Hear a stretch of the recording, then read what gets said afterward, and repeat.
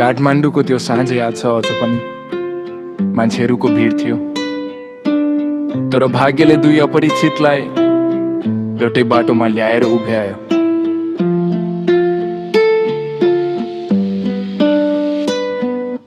बौद्धको त्यो ठुलो स्तूप अगाडि पहिलो पटक भेट भयो हाम्रो। तिमी एक्लै उभिएको, म पनि मनभित्र धेरै कुरा बोकेर बसेको। हल्का मुस्कान, हल्का कुरा, त्यहीबाट नजिकियो दूरी पुरा। फोन नम्बर साथ्यौं हामीले चुपचाप, थाहा नै भएन बन्ने छ यस्तो सात। दिन बित्दै गयो, कुरा बढ्दै गयो, अपरिचित सम्बन्ध आफ्नै बन्दै गयो। तिमीले मलाई भाइ भनेर बोलायो, मैले तिमीलाई मनबाट भैया बनायो। रगतको नाता थिएन हाम्रो, तर मनले परिवार बनायो। दुःख पर्दा साथ दिने मान्छेले आफ्नो पनको अर्थ सिकायो। ए भैया, तिम्रो मन साँच्चै ठुलो रहेछ, आफ्नो पीडा लुकाएर पनि माको सेवा गर्न कहिल्यै नथाक्ने रहेछ।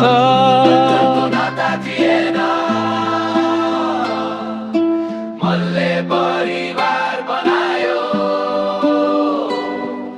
त्यो सानो घरभित्र जब पुगे म, त्यहाँ मैले त्यो आमा पाएँ। अनुहार मात्र कान थियो धेरै, तर आँखा भित्र माया भरिएको पाए। चुलोको आगो बिस्तारै बल्थ्यो, तर घरभित्रको माया न्यानो चल्थ्यो।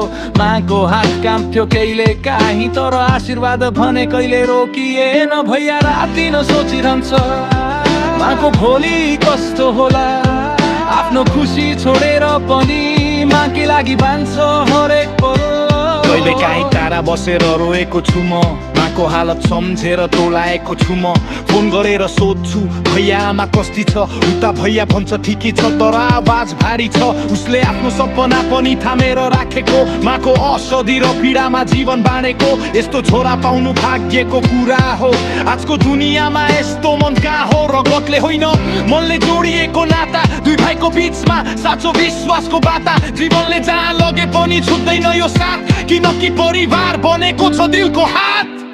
म टाढा छु भैया, तर मन सधैँ त्यही घरमा पुग्छ। माको हाँसो सम्झेर यो मन चुपचाप हुन्छ।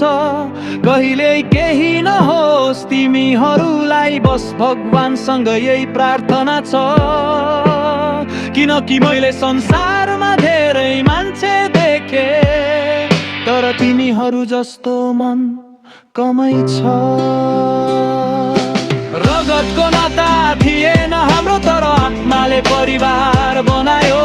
स्तूपको त्यो भेटले आज जीवनभरको साथ दिलायो। हे मा, तपाईको आशीर्वाद गर्ले नटुटोस्। हे भैया, तिम्रो माया कहिल्यै नछुटोस्। यदि एक दिन यो गीत दुनियाँले सुन्छ भने, उनीहरूले थाहा पाउनेछन् साँचो परिवार रगतले होइन।